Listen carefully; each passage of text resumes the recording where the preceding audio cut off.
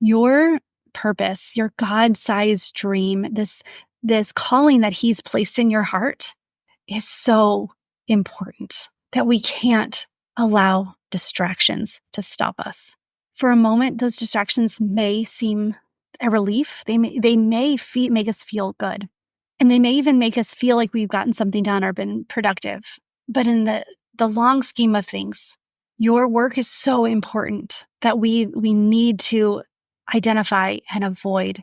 Hey, and welcome to the Full Weight of Joy podcast, the podcast for women who are done stressing about the weight of the world, of expectations and settling for status quo, and ready to step into the full weight of joy.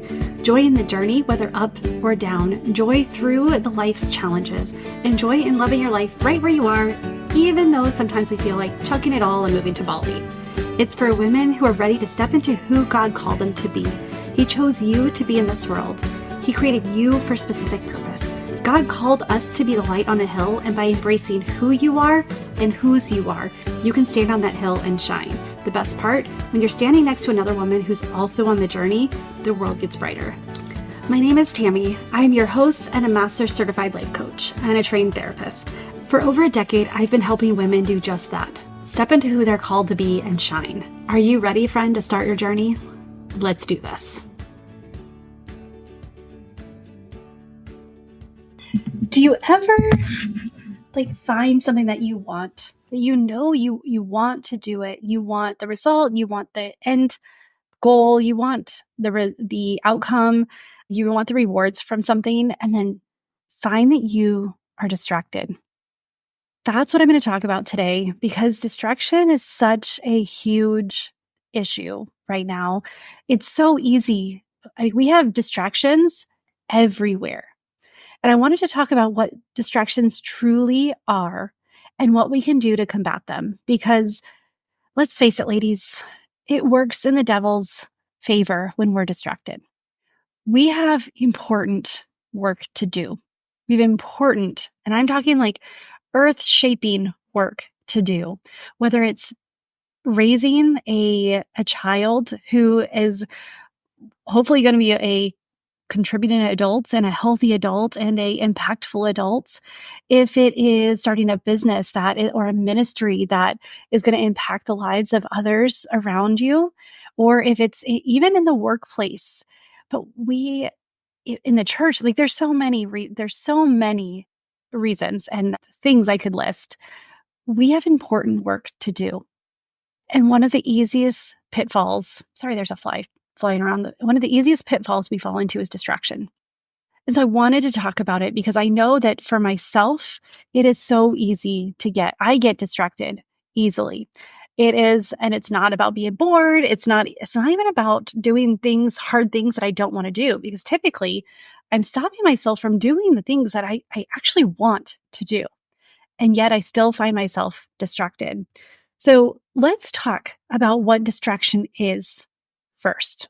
Okay. You're like, well, Tammy, it means I'm changing focus from something that is productive to something that is not productive. And I was like, okay, yes. And as a human being, we are constantly doing two things. We are running away from pain and running to pleasure. So everything we do, really our core motivations are that. And then we can go deeper into our core motivations using the Enneagram, where we look at what specifically we are running away from or running to. But when we look at what a distraction is, majority of the time, it's a mixture of both. We're running away from something that's painful, something that, and again, painful here could also mean it takes effort. It's work. We may not know exactly what we're supposed to do. And I mean, even something as simple as journaling or getting clear and defining what your vision is or what your goal is. How many times did you sit down and you're like, okay, I'm going to make a goal. And then you find yourself thinking of your to-do list. Or how many times, oh my goodness, it is the worst when I'm sitting down for a quiet time, to the point where I will have a separate notebook. I have my little yellow notebook that when I think of those to-do list items or those people that I need to reach out to or anything that's not related to my quiet time, I'll put it on that just so I can write it down, get it out of my brain, and then refocus my attention. And so what a distraction is we're really running away from something that we may not have all the information for, something that we know is going to take effort, and running to something that like we can get a quick dopamine hit. How many times, like distraction, let's just use social media. I'm not a huge fan of social media. I've got like God and I are working through some issues because I know that as a business owner, it makes it's how I can reach and how I can serve more people is through social media. I actually had someone talk, a coach a few years ago, talk about social media, and it's been a while since I've thought about this. So this is a reminder for myself as much as it's information for you. But she says, Tammy, she goes, that social media, Facebook, Instagram is a platform. It is a field. And every uplifting post, every Christ-centered post, every time you post an uplifting picture or a quote, or you serve in a healthy way, or even if it's you talk about your struggle in a healthy way, you are stealing that that infrastructure, that property from the devil.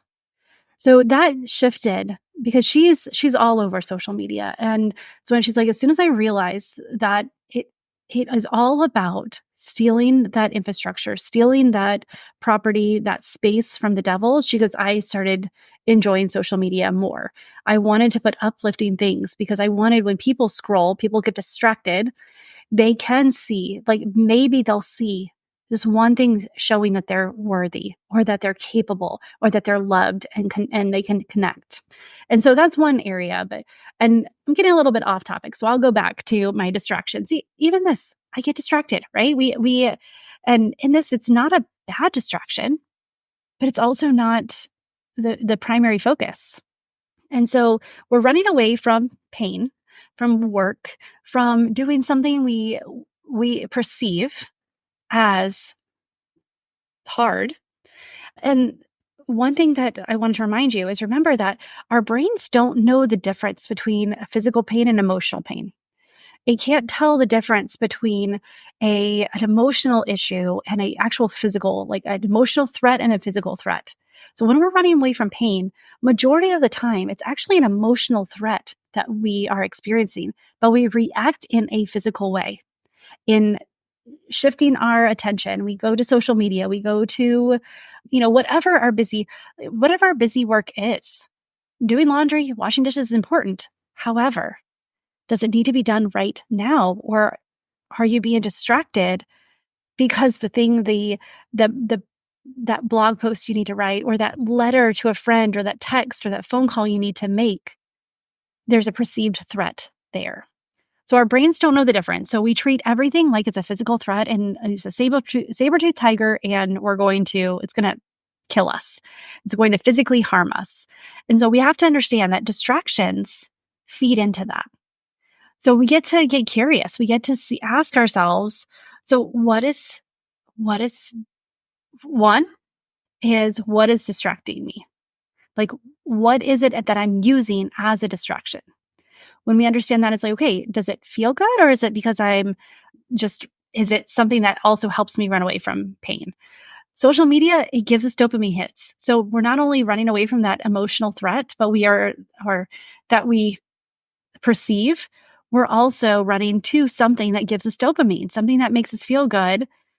And sometimes it doesn't. Sometimes it really does make us feel worse, depending on, how much, if we get in that envy cycle or anything. But this podcast is not supposed to be about social media woes and grows. It's really about the distraction.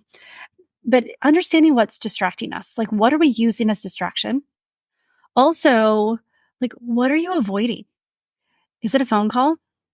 Is it confronting a hard subject? Is it a paper for a class that a night school class that you really wanted to do? Is it the sitting down and actually writing out what your God dream is? Like, what are you avoiding? Where is the perceived threat?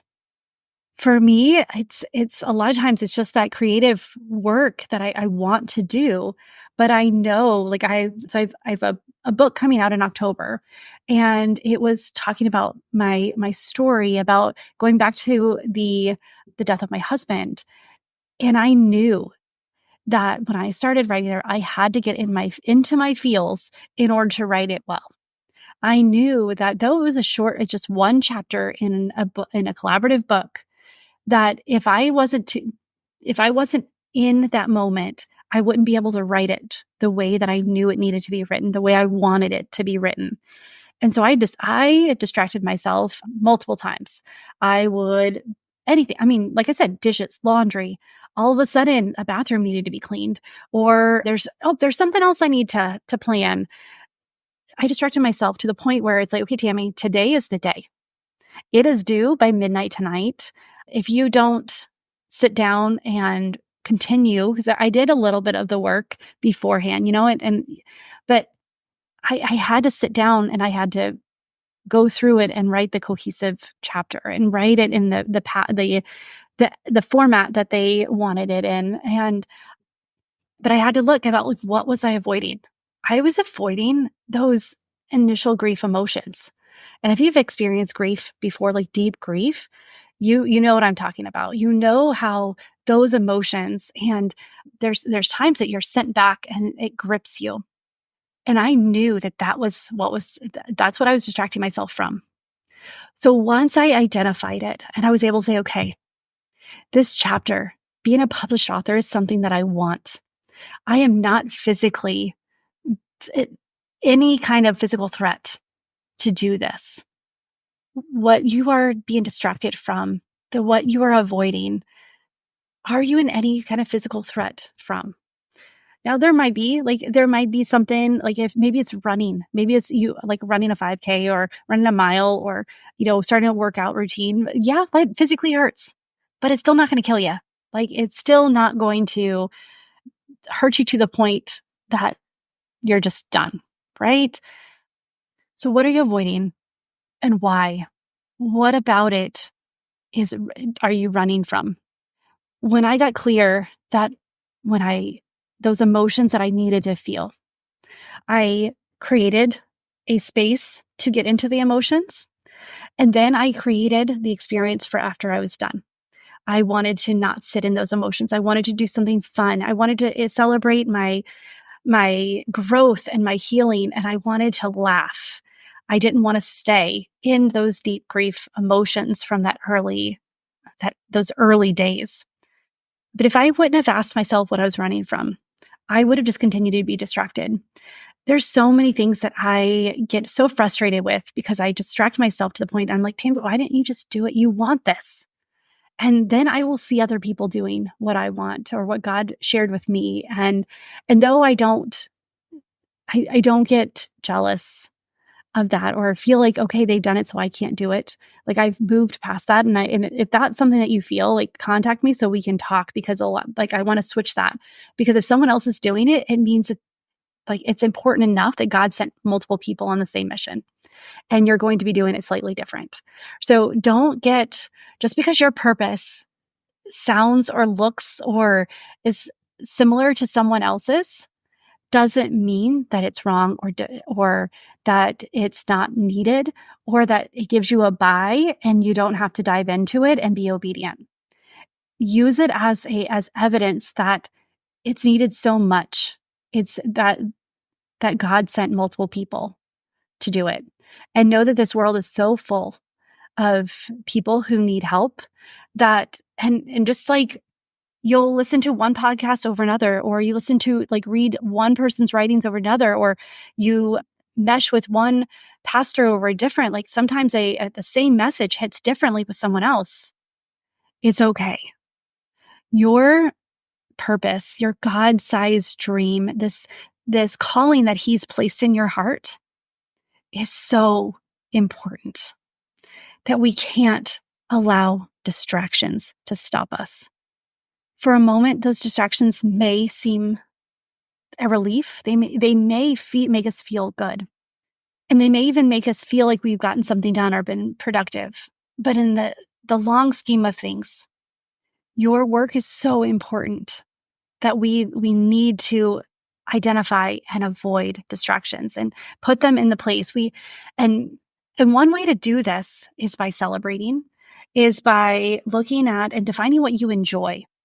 And so before you start something, start to set up a celebration, start to set up a way to collect your small wins, to see your progress, to celebrate every step, and notice that, okay, here's when I start to get distracted.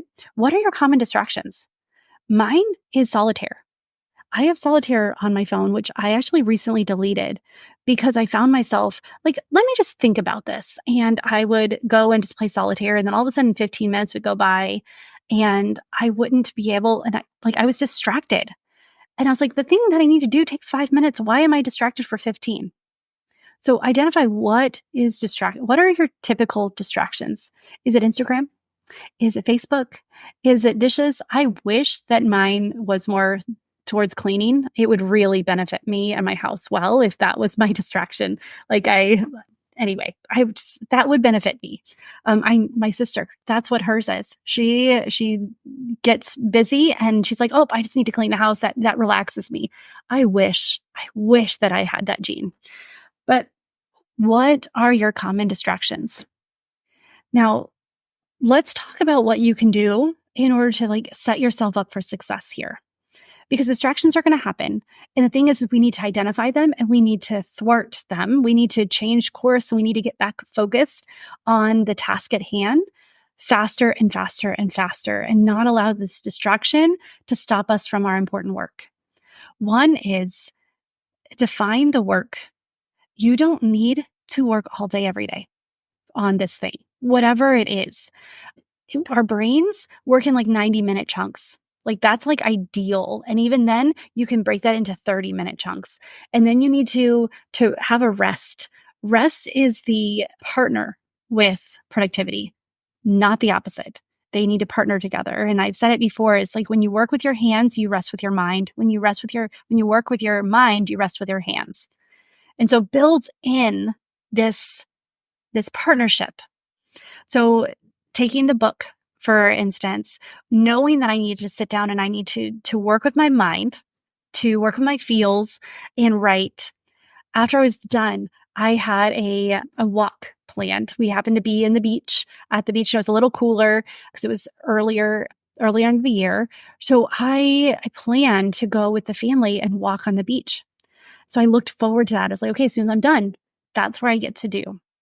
And so understanding and planning for our work and our rest. And then in that rest period, you celebrate what you've done. Now, if it's physical, say you are building stairs or building shelves or even if you're crafting, quilting, because even then you need to rest for the creativity's sake, for just so distractions don't seep in more than necessary. But then plan. So if you're working with your hands, then read a book, do some meditation, listen to some music, work with rest with your mind, do some puzzles. Go all in on Sudoku or something. But you get to work with your mind you get to rest with your mind if you've worked with your hands. That's a really good, I even try to help my kids plan that out when they're doing their schoolwork. It's like, okay, well, you're doing Latin. It's a lot of mind work. Why don't you go swimming right after? Since it's warm outside, go swimming for 30 minutes. You can do that or do your art project after. That's something that you work with your hands, create your poster board or something. If it needs to be school related still, you can balance that. The next thing is understand why you're doing the task in the first place. I want you to know that diving into your why is actually a lot more important than you realize. And it's not just the initial why that I'm talking about, but getting into the why behind the why. And actually going deeper than that, but even just the why behind the why. Understanding that one of the reasons I'm homeschooling my kids is what my why is, that I want them to be critical thinkers. The why behind that is I really want a really good relationship with them.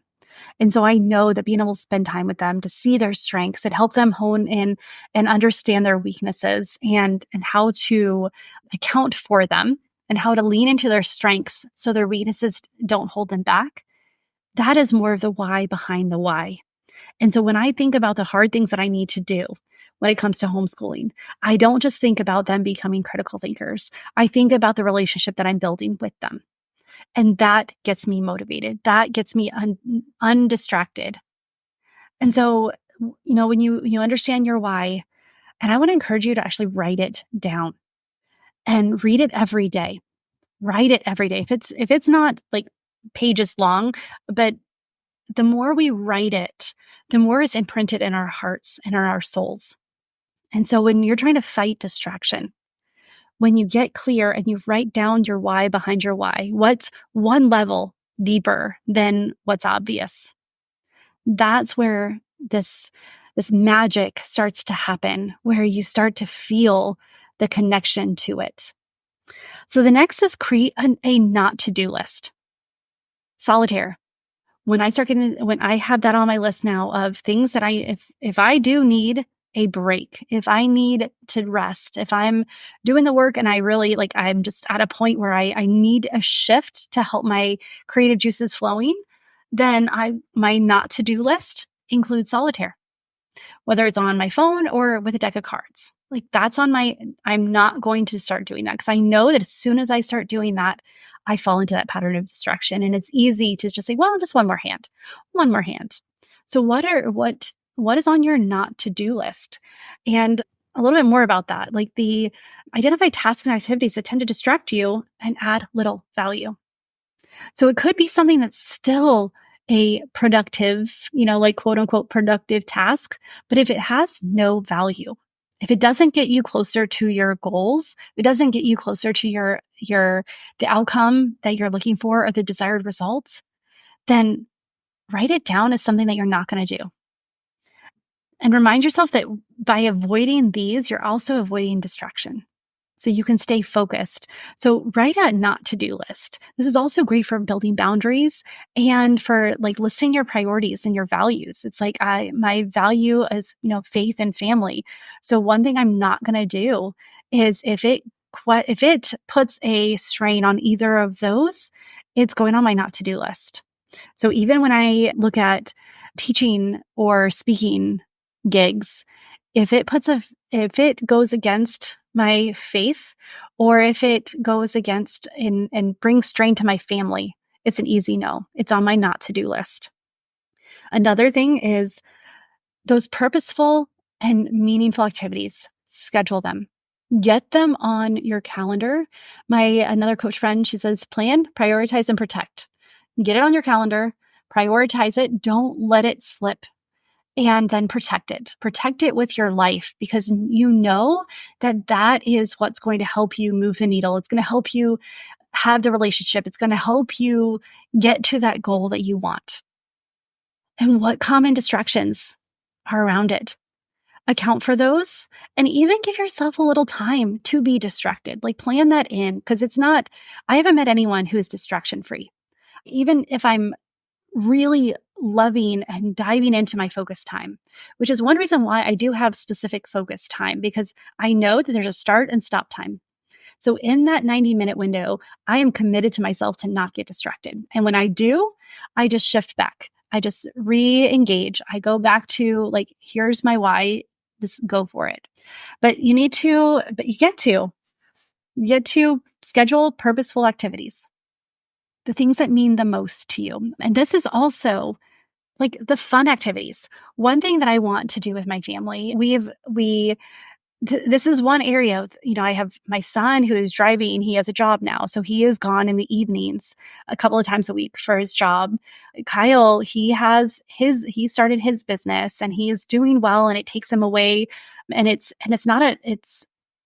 a daylight hours. It's building fences. So he's got people he's working with and crews and things. So he's distracted a lot. He's busy with his work. And then my business with coaching and I'm writing and I'm speaking.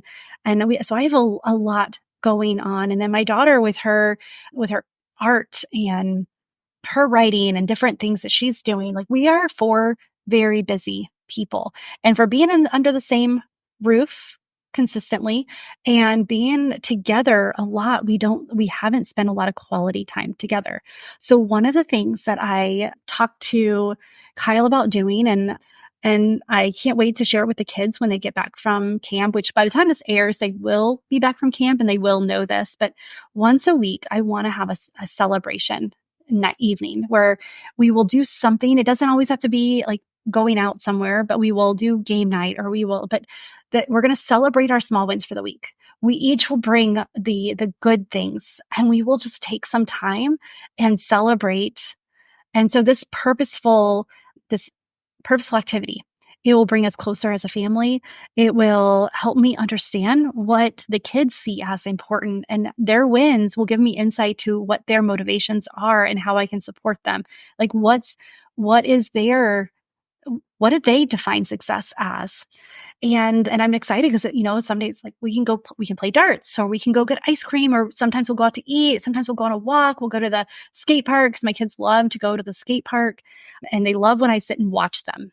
I don't do it myself because I will break everything, but I will watch them do some cool tricks and just living there, pushing themselves past their limits.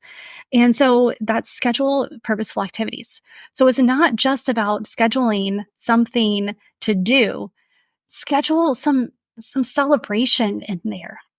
There's going to be the weeks that we actually will do this in the morning instead of at night because Isaac will be at work, or we have to shift the time. We're going to try to do consistently, but when his schedule is erratic, like we'll make it work, but I'm going to schedule it each week because it matters.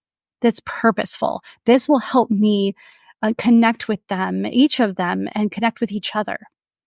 And so the next thing is delegate and automate busy work.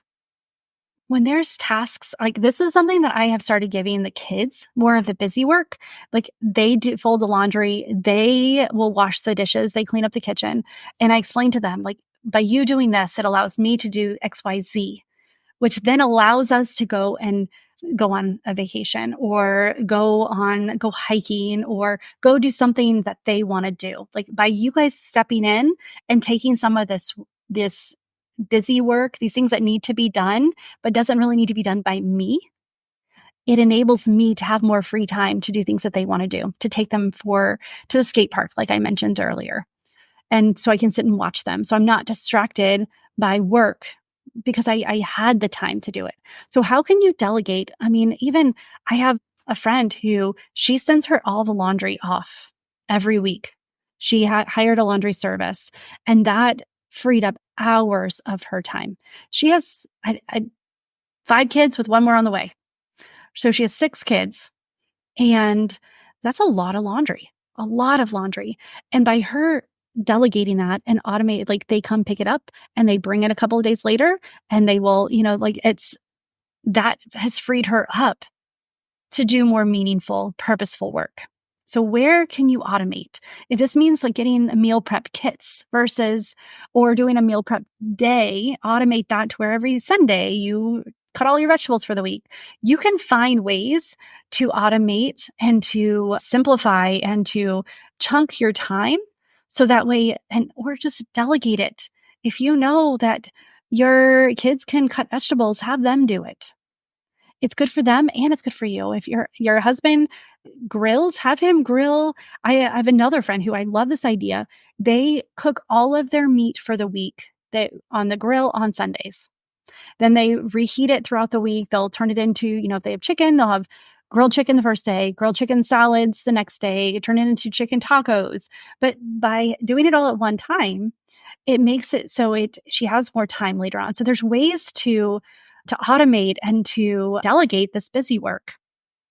And the next one is such an important one that we forget. We need to reflect and we review and adjust regularly. We need to ask ourselves, how was I distracted this week? What was I running from? What was I running to? Why was I distracted? What could I do next week to help me stay a little more focused? Do I need to I do better when I have more tasks to get done, when I have more like appointments and things. When I have more things on my calendar, I get more done because I don't have time to be distracted. And so I'll add things on my calendar knowing that it will help me be more productive. What tools, what things can you use to help you? Do you need more white space on your calendar? I have white space. I have margin, but I build it in. I turn it a different color. My white space is actually pink because when I see the bright pink on there, it makes me happy. And so I make sure if I don't see some white, it's some pink on my calendar, then I do not have a good balance.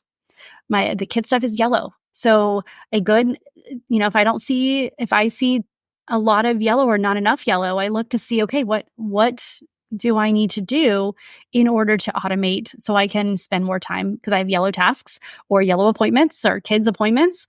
But just reflect, does your time reflect your priorities and your values?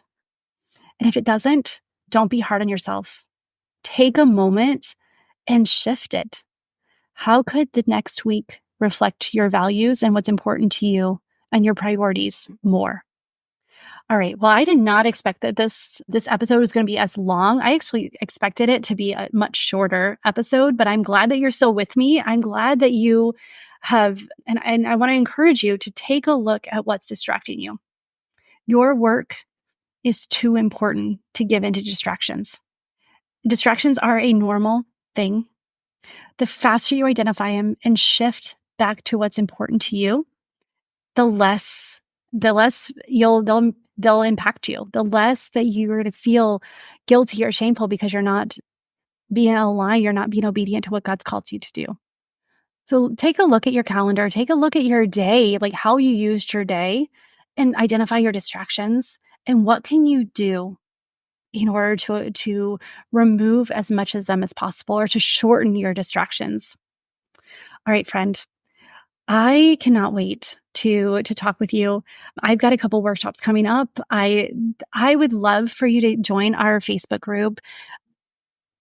Hold on. It's coming to me.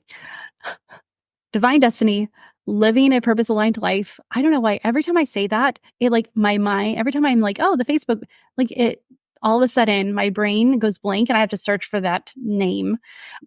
There's so many Facebook names out there. So you have to be a little more clever. You have to be a little longer in order to get the name. But Divine Destiny, living a purpose-aligned life. Your work is so important. Your life is so important.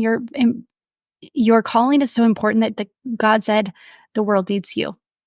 We don't have time to be distracted. So join our Facebook group. Let's be with a community of women who all are saying no to distraction and yes to what God has for us. And so I just can't wait to see you in there. Contact me if you're interested in coaching. If you want to see what's possible when you say yes to your purpose and you live it, then let's talk. Let's see what that is. And let's get creative and see what distractions and what we can remove from your life so that way you can lean into this purpose that God's called you to. All right, with that, friend, choose joy until joy chooses you, and I will talk to you soon. Bye for now.